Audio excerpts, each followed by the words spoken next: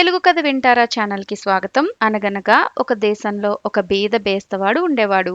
వాడు పొద్దున్నే లేచి సముద్రం ఒడ్డుకు పోయి 4 సార్లే వల వేసేవాడు. ఆ 4 తూర్లకు ఏమి దొరికితే అవి తీసుకుని బజారుకు పోయి అమ్ముకుని ఆ వచ్చిన డబ్బుతో పొట్ట పోసుకుంటూ ఉండేవాడు. ఒక్కొక్క రోజున ఒక్క చేపైనా దొరికేది కాదు. అయినా వాడు ఇవాళ నాకు దేవుడేమీ ఇవ్వలేదు అనుకుని తృప్తిగానే ఇంటికి వెళ్ళేవాడు. ఒక రోజున వాడు మామూలుగా సముద్రానికి వచ్చి వల వేశాడు. మొదటిసారి వలలో వాడికి చచ్చిన కుక్క వచ్చింది. రెండోసారి వేశాడు, ఎండ్రకాయలు పడ్డాయి. మూడోసారి వేశాడు, బొమ్మరాళ్ళు నత్తగవ్వలు వచ్చాయి. నాలుగోసారి దేవుని తలుచుకుంటూ మళ్లీ వల వేశాడు. ఒక ఇత్తడి కూజ దొరికింది. వాడు అది చూసి చాలా సంతోషించాడు. ఇది అమ్ముకుంటే 100 చేపల ఖరీదన్నా రాకపోతుందా అనుకున్నాడు. కూజాకు మూత వేసి చుట్టూ తాడు కట్టి ఉంది. అది చూడగానే వాడికి ఒక ఆలోచన కూడా తట్టింది. ఈ కూజ నిండా ఎవరైనా మోహరీలు పోసుకుని ఉండకూడదా అనుకుని వాడు తాడు విప్పాడు. తాడు తీసివేయగానే మూత దానంతటదే ఎగిరి వచ్చింది. బేస్తవాడు ఆశతో కూజలోకి చూశాడు. అతడికి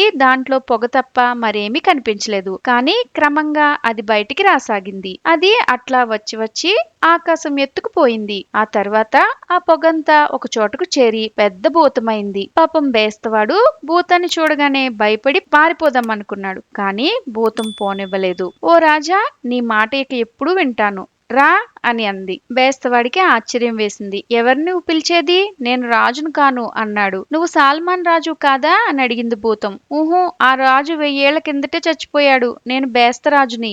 ఈ మాట విని భూతం ఆకాశం దద్దరిల్లేట్టుగా నవ్వి, బేస్తరాజువా నువ్వు? అయితే ఉండు, నిన్ను తినబోతున్నాను అన్నది. బేస్తవాడు గజగజ వణుకుపోతూ, నన్ను చంపుతావా? ఎందుకు? నిన్ను ఈ కూజాలో నుంచి వదిలిపెట్టినందుక? నేను చేసిన మేలుకు ఇదేనా నువ్వు చేసే సహాయం అన్నాడు. ఆ ఇదే, నిన్ను తినక తప్పదు. అయితే నీవెట్లానూ చావబోతున్నావు కాబట్టి ఒక వరం కోరుకో, నీకు ఆ వరం ఇస్తాను.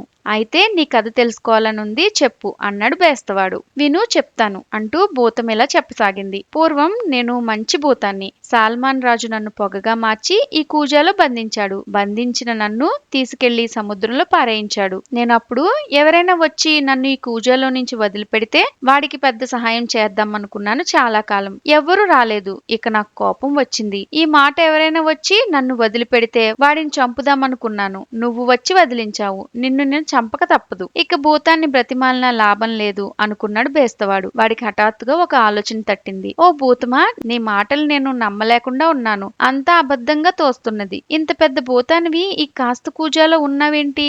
ఎట్లా నమ్మేది? నా కళ్ళతో చూస్తే గాని నేను నమ్మలేను అన్నాడు బేస్తవాడు. ఈ మాట భూతం మోసపోయింది. అలాగా, నన్ను నమ్మలేవా? అయితే ఉండు చూపిస్తాను అని ఆ భూతం మళ్లీ పొగగా మారి కూజలోకి పోయింది. పోయి, ఇప్పుడు నమ్ముతావా నా మాట అని అడిగింది. కాసేపు ఆగు, సరిగ్గా చూడనివ్వు నన్ను అని బేస్తవాడు గబుక్కున కూజకు మూతపెట్టి తాడుతో గట్టిగా బిగించి పారవేశాడు. లోపల నుంచి భూతం లబలబలాడ మొదలుపెట్టింది. ఓ బేస్తరాజా, నన్ను వదిలిపెట్టు, నిన్నిక చంపను, నీకెంతో ధనమిస్తాను. నేను నీ మాట నమ్మను అన్నాడు బేస్తరాజు. బేతాళుడి తోడు నిన్ను ఏమీ చేయను, నన్ను వదిలిపెట్టు అని బ్రతిమాలింది భూతం. బేస్తవాడు వదిలిపెట్టాడు. ఆ భూతం ఆ కూజాలో నుంచి మళ్లీ బయటకు వచ్చి కూజాను ఒక తన్ను తన్నింది. కూజ ఎక్కడో సముద్రం మధ్యన పోయి పడింది. అప్పుడు భూతం బేస్తరాజుతో అన్నది, నీ వల తీసుకుని నా అరిచేతిలోకి ఎక్కి కూర్చో, నిన్ను మంచి చోటుకి తీసుకుపోయి వదిలిపెడతాను. బేస్తవాడు అలాగే అరిచేతిలోకి ఎక్కి కూర్చున్నాడు. భూతం అతన్ని తీసుకుని ఆకాశంలోకి ఎగిరింది. కొండలు, నదులు, అడవులు ఎన్నో దాటి ఆఖరుకు ఒక లోయ దగ్గరికి వచ్చి దిగింది. అక్కడ ఒక మంచి చెరువుంది. నీళ్లు అద్దంలాగా తెల్లగా ఉన్నాయి. భూతం బేస్తవాడితో,